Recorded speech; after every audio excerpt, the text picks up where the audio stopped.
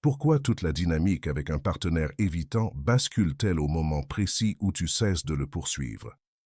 Dans une relation saine, personne ne devrait courir après l'autre. La connexion se déploie naturellement quand les deux se sentent suffisamment en sécurité pour être authentiques. Mais quand tu te retrouves sans cesse à poursuivre quelqu'un qui s'éloigne, t'envoie des signaux contradictoires ou instaure une distance émotionnelle, c'est que quelque chose de fondamental s'est brisé dans la relation. Aujourd'hui, tu vas découvrir les raisons psychologiques profondes pour lesquelles ton choix de prendre du recul ne fait pas que changer l'ambiance. Il modifie radicalement le comportement de l'évitant et l'architecture même de votre lien. Reste avec moi, car comprendre ce processus est la clé pour retrouver ton pouvoir et enfin ouvrir la voie à la connexion sécurisée à laquelle tu aspires. Le premier bouleversement, lorsque tu arrêtes de courir, ne se voit pas à l'extérieur. C'est un glissement intérieur, discret. Depuis si longtemps, ton énergie était tournée vers l'extérieur, scruter ses réactions, anticiper ses éloignements, essayer de gérer ses humeurs. Cette vigilance constante épuise, elle te maintient en mode réaction, dans une dépendance à l'engagement de l'autre. Quand tu prends la décision consciente de t'arrêter, ce n'est pas juste une cessation d'acte. Tu rediriges une énorme quantité d'énergie vers toi. C'est le moment où tu cesses de mettre la disponibilité émotionnelle de l'autre au centre de ton univers et où tu fais de ta propre paix une priorité. Ce n'est pas une stratégie pour le récupérer, mais bien pour te retrouver toi-même. L'évitant ne remarque peut-être pas ce changement intérieur au départ, mais il pose la première pierre de tout ce qui suivra. Cette redirection crée un vide là où l'effort actif existait. Dans toute relation avec un évitant, il y a un accord tacite. L'un poursuit, l'autre fuit. C'est le moteur du couple poursuivant-fuyant, stable mais douloureux. Le poursuivant se sent exister en tentant de combler le vide. Le fuyant se sent en sécurité à travers son contrôle de l'intimité grâce à la distance. Lorsque tu cesses de poursuivre, tu brises cet accord unilatéralement. Tu ne joues plus ton rôle et cela crée un vide. Le système se déséquilibre car le moteur, ta poursuite, s'est arrêté. L'évitant, habitué à sentir une pression de ta part, ne sent plus rien. Ce n'est pas juste l'absence de tes appels ou messages, c'est l'absence du mouvement énergétique qui l'attendait. Avec ce vide, le système intérieur de l'évitant, construit pour gérer les menaces à son autonomie, n'a plus rien contre quoi lutter. Son identité se consolide en résistant à l'intrusion. Il se sent maître lorsqu'il s'éloigne de quelqu'un qui tente l'approche. C'est sa manière d'affirmer son indépendance et d'échapper au risque d'être submergé par les besoins de l'autre. Quand tu cesses de t'avancer vers lui, sa manière principale de se définir dans la relation s'effondre. Il ne peut plus se sentir fort en te repoussant, ni indépendant en créant de la distance. C'est très déstabilisant, comme si le mur contre lequel il s'appuyait était soudain absent. Il doit alors trouver son équilibre sans la contrepoids de ton énergie. Cette désorientation provoque un second bouleversement, cette fois chez l'évitant. Sans la pression de ta poursuite, ces stratégies de désactivation ne trouvent aucune raison de se déclencher. Ce sont ces comportements automatiques et inconscients qui servent à réprimer les besoins d'attachement et créer une distance, se focaliser sur les défauts de l'autre, idéaliser l'indépendance, ressentir subitement l'envie d'espace. Ces mécanismes se déclenchent à l'arrivée d'une intimité jugée excessive. Lorsque tu cesses de courir après, tu fais disparaître le déclencheur. Il n'a plus besoin de se protéger, car il n'y a plus de menace active. C'est alors que les besoins d'attachement profond, longtemps étouffés, commencent à émerger. Pour la première fois, il ne réagit plus à toi. Il se retrouve seul avec ses propres émotions, parmi lesquelles se cache souvent un sentiment subtil et inconnu de manque. Ce manque ne ressemble pas à la panique ressentie par une personne anxieuse. C'est plus feutré, plus déconcertant pour l'évitant. Il s'est répété une vie durant qu'il était autosuffisant et n'avait besoin de personne. L'absence de ta poursuite crée un espace où il ne peut plus se servir de tes comportements comme justification. Il ne peut plus dire « cette personne est trop dépendante » ou « j'ai besoin de mon espace » car tu lui as déjà donné. Il reste face à un fait brut, une source de validation et de connexion a disparu. Sa crainte d'être envahi laisse place à une autre peur, encore plus inconfortable, la peur d'être vraiment seul. Cette peur le dérange, puis devient le déclencheur d'une réflexion différente à ton sujet. Tandis que tout cela se joue dans l'évitant, ta propre révolution intérieure avance. En te concentrant sur ta vie, tu reconstruis ton estime loin de la relation. Tu investis dans tes passions, tes amitiés, tes projets. Ce n'est pas juste de l'occupation, c'est la redécouverte de qui tu es sans te perdre dans l'autre. Ton estime se nourrit désormais de tes accomplissements et ta paix. Cela transforme ton énergie. On ne ressent plus chez toi le besoin ni la dépendance. On ressent de l'assurance et du contentement. Cette énergie attire non seulement l'évitant, mais tout le monde. C'est la vibration de quelqu'un qui est complet, seul. Cette nouvelle complétude finit par toucher l'évitant, et c'est une force intrigante. Les évitants recherchent des personnes indépendantes et sûres d'elles, mais la dynamique poursuivant-fuyant érode cette qualité chez leurs partenaires. En réinvestissant ta vie, tu redeviens la personne qui a attiré l'évitant au début. Mais cette fois, ton indépendance n'est pas une mise en scène, elle est réelle, enracinée dans ta valeur personnelle. L'évitant, toujours attentif à la moindre fausseté, perçoit la différence. Il voit que tu ne fais pas qu'attendre son retour, tu avances vraiment. C'est à la fois attirant et terrifiant, car il risque de te perdre pour toujours. On arrive au point de bascule. La peur de te perdre dépasse celle d'être envahi. Tant que tu poursuis, la crainte de perdre sa liberté l'emporte sur celle de te perdre. Il se sait assuré de ta présence, alors il peut te repousser pour sauvegarder son autonomie. Quand tu arrêtes, tout se renverse. La menace de fusion disparaît, mais la peur de la perte définitive s'installe. Il réalise que ta présence n'est plus acquise. C'est alors qu'apparaissent des changements dans son comportement, des gestes discrets, de petits signes, un message pour prendre des nouvelles, un commentaire sur les réseaux. Ce ne sont pas de grandes déclarations, juste des tests pour voir si le lien subsiste. Il est essentiel de saisir ce que vit l'évitant. Il n'est pas soudainement délivré de ses schémas. Il réagit simplement au nouveau contexte. Son désir de renouer est souvent mêlé. Curiosité réelle, besoin de calmer son angoisse et tentative de ressusciter l'ancienne dynamique. Ta réaction est cruciale. Si tu replonges immédiatement dans le rôle du poursuivant, l'ancien schéma se réactive et il t'éloigne à nouveau. Il reçoit la validation qu'il cherche. Tu es encore là, et la peur d'être envahi reprend le dessus. Le système retrouve son douloureux équilibre. Mais si tu réponds avec une distance bienveillante, tu tiens la nouvelle dynamique.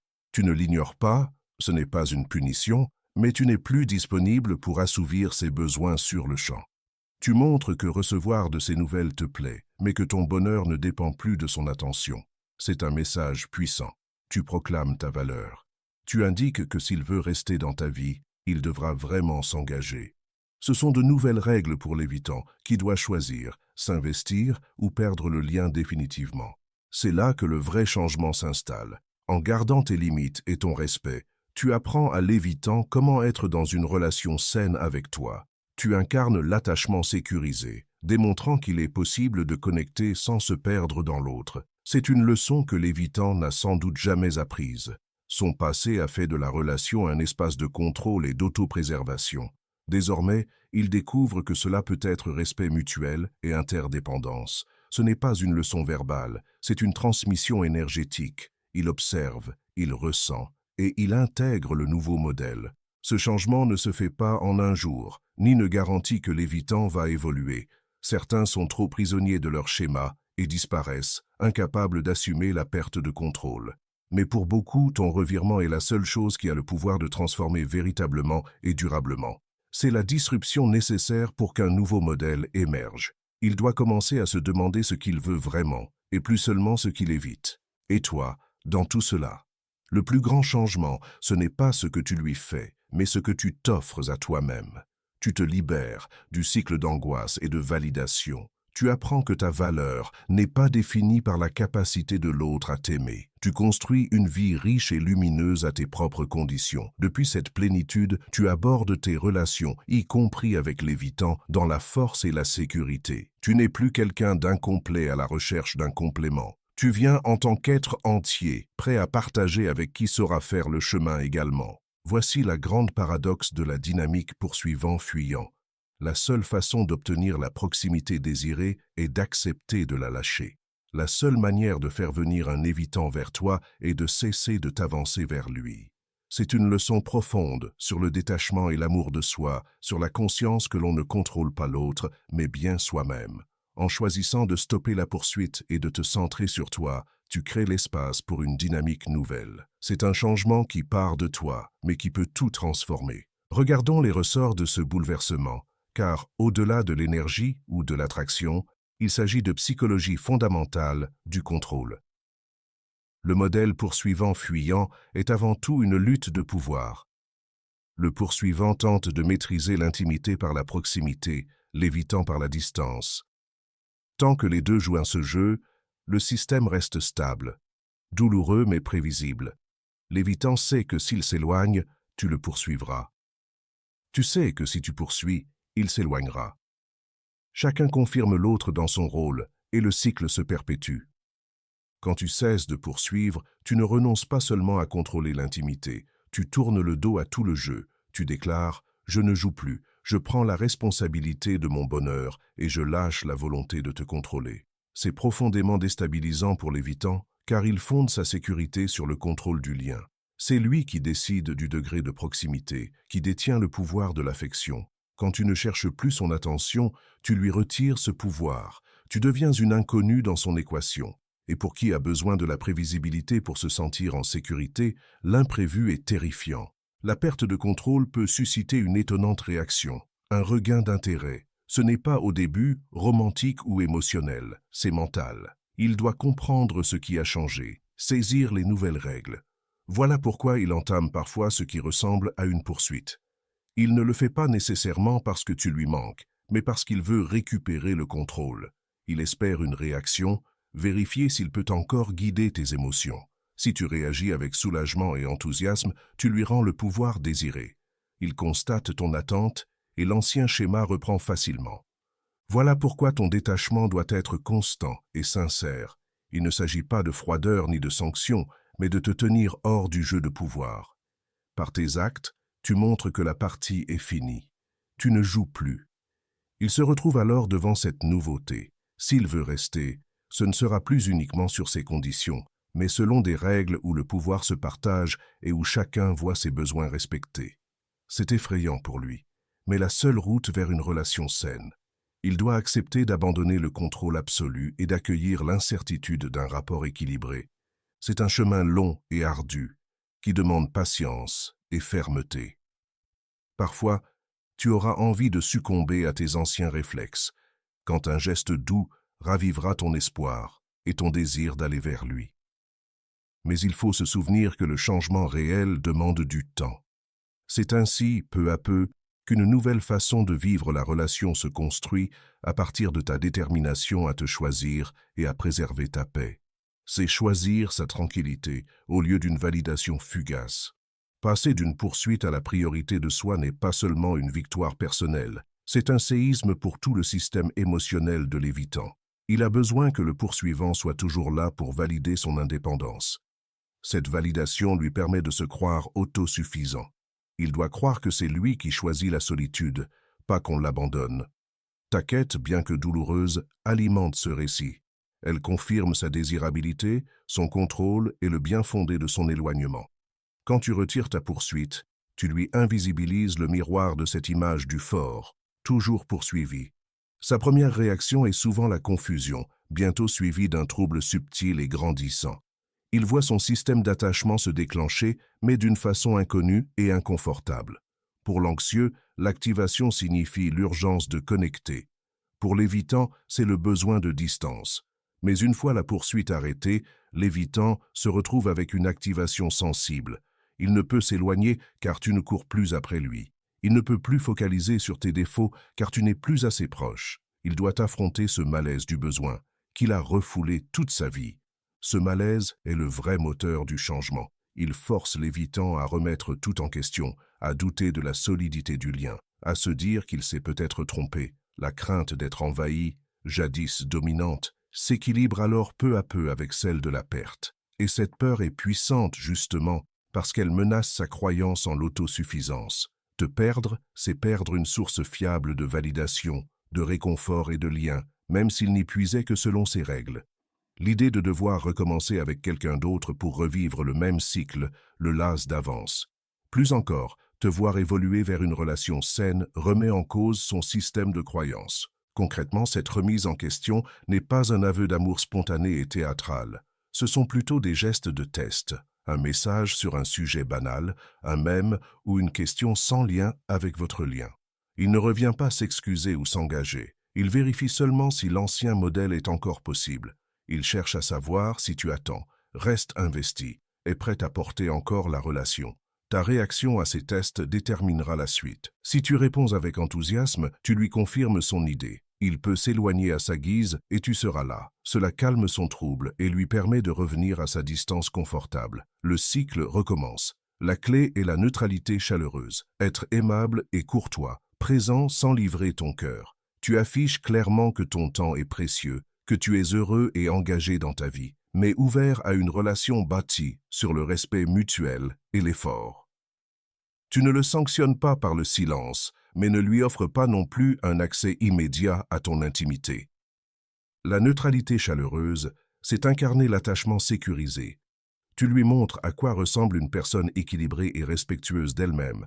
Ta joie ne dépend pas de sa présence, et ta vie est riche qu'il soit là ou pas.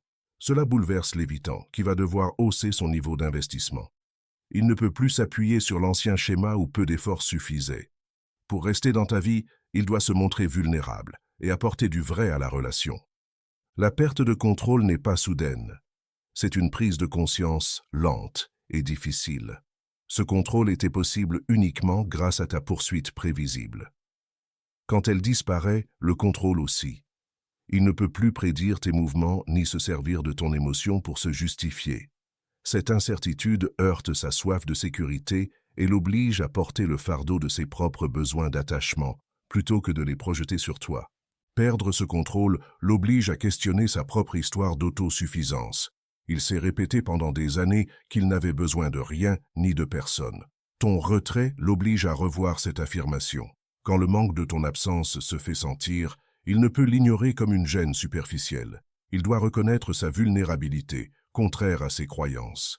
Cette lutte intérieure est si douloureuse que certains disparaîtront à ce stade, préférant rompre que d'admettre que leur philosophie relationnelle est fausse. Mais pour l'évitant capable de grandir, ce moment est le début d'un chemin vers un attachement plus sécurisant. Il comprend, grâce à ton respect de toi-même, que la distance a un prix. Il apprend que ces stratégies de repli, efficaces pour créer de l'espace, engendrent aussi de la solitude. C'est une leçon puissante que tu transmets non par des mots, mais par tes frontières. Le changement final, quand tu cesses la poursuite, redéfinit les fondements du lien. Avant, ils étaient bâtis sur la peur de la fusion chez l'évitant et celle de l'abandon chez le poursuivant. Une relation fondée sur deux anxiétés croisées. Maintenant, tu construis sur ta dignité et des limites saines.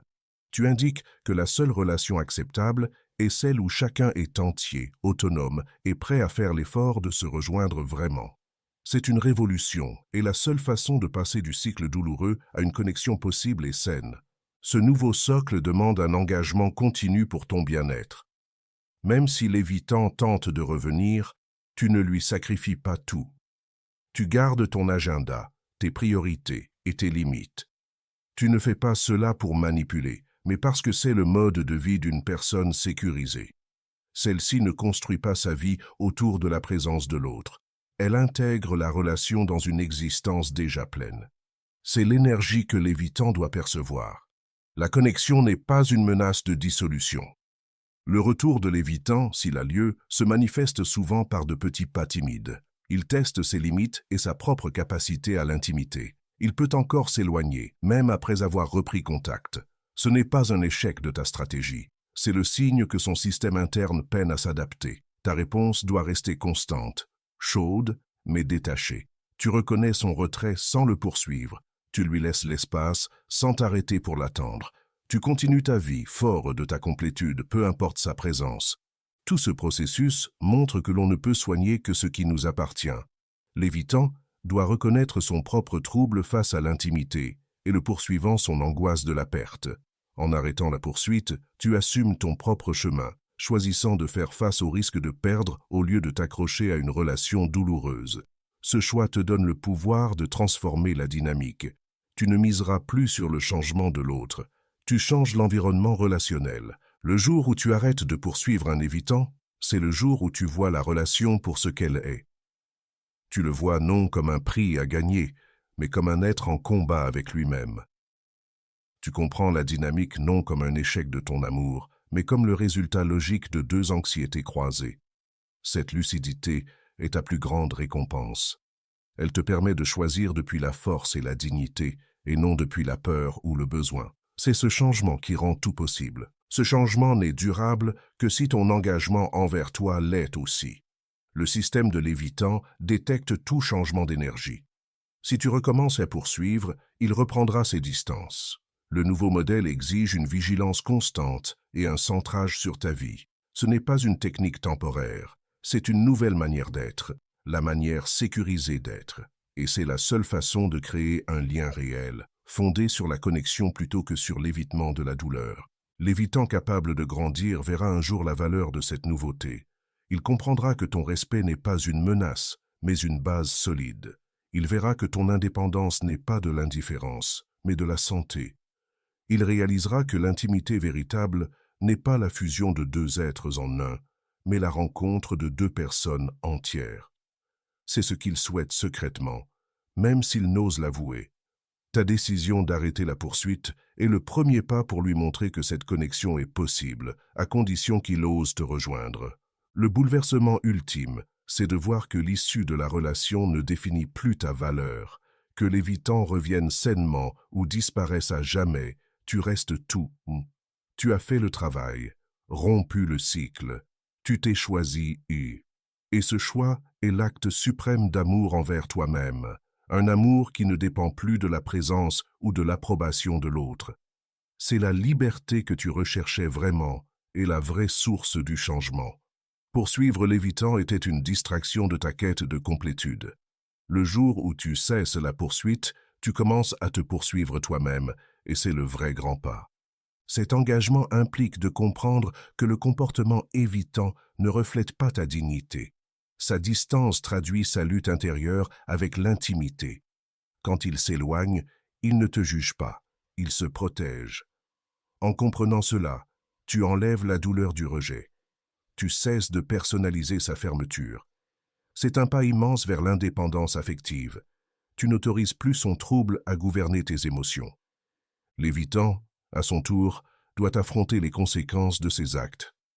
En arrêtant la poursuite, il ne peut plus utiliser ton attente comme bouclier contre sa propre solitude. Il fait face au vide qu'il a creusé. Ce passage est douloureux, mais indispensable. C'est le moment où le prix de l'évitement devient réel. Ce n'est pas une vengeance ni un châtiment, c'est laisser place aux conséquences naturelles. Elles sont les meilleurs professeurs, et ton retrait est la leçon la plus forte. L'énergie que tu dégages désormais est celle d'une confiance calme. Ce n'est ni agressif ni exigeant, c'est juste solide. Elle affirme « j'ai de la valeur et je ne m'engage pas dans une dynamique qui m'oblige à sacrifier ma paix ». Cette énergie est à la fois effrayante et magnétique pour l'évitant. Elle l'effraie parce qu'elle met son contrôle en péril, l'attire parce qu'elle incarne l'attachement sécurisé auquel il aspire. Il est attiré par ta stabilité, même s'il lutte contre elle intérieurement. C'est le jeu long, de patience, de cohérence et de respect de soi. C'est comprendre que le chemin vers l'attachement sécurisé appartient à l'évitant. Tu ne peux pas le faire pour lui. Ta part est de tenir la limite, d'incarner la sécurité et de refuser les vieilles habitudes dysfonctionnelles. Ce faisant, tu crées l'unique contexte où il peut changer. Et s'il ne le fait pas, tu as déjà gagné. Tu as choisi ta liberté et ta paix. Le jour où tu arrêtes de courir, c'est le jour où tu gagnes, quoi qu'il advienne de la relation. Voilà la vérité majeure de cette dynamique et la plus belle source d'empowerment personnel. Le changement t'appartient et il change tout. Si tu vis actuellement une relation avec un évitant et cherches à rompre ce cycle, partage ton expérience en commentaire. Qu'est-ce qui a été le plus difficile et quel changement as-tu remarqué en arrêtant la poursuite? Si cette vidéo t'a aidé à comprendre pourquoi prendre du recul transforme tout, mets un like et abonne-toi pour plus de contenu sur l'attachement et les relations.